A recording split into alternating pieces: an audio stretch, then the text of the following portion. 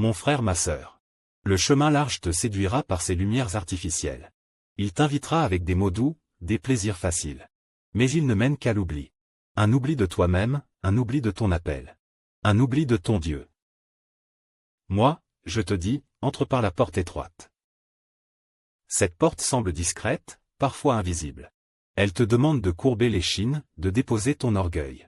Mais derrière elle se cache une gloire que tes yeux n'ont jamais contemplée. Entrez par la porte étroite. Car large est la porte, spacieux le chemin qui mène à la perdition et nombreux sont ceux qui entrent par là. Mais étroite est la porte, resserré le chemin qui mène à la vie, et peu sont ceux qui le trouvent. Matthieu 7, 13-14. La porte étroite, c'est Jésus lui-même. Ce n'est pas un concept, ce n'est pas une religion.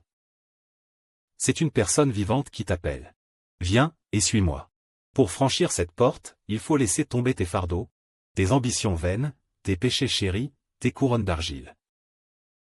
Mais une fois de l'autre côté, tu découvriras un royaume qui ne tremble pas. Un amour qui ne faillit pas. Une paix que le monde ne connaît pas. Marcher dans ce chemin étroit. C'est accepter d'être mis à part. C'est choisir d'être en désaccord avec le monde pour être en accord avec le ciel.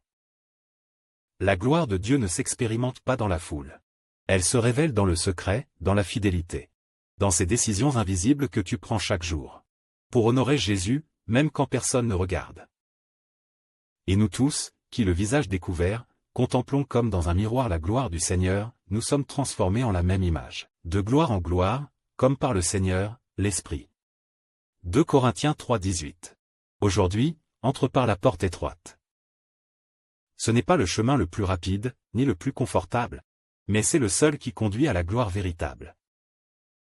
La gloire de Dieu qui s'imprime en toi, jusqu'à ce que ton cœur devienne le reflet de son Fils. Alors choisis le large ou l'étroit.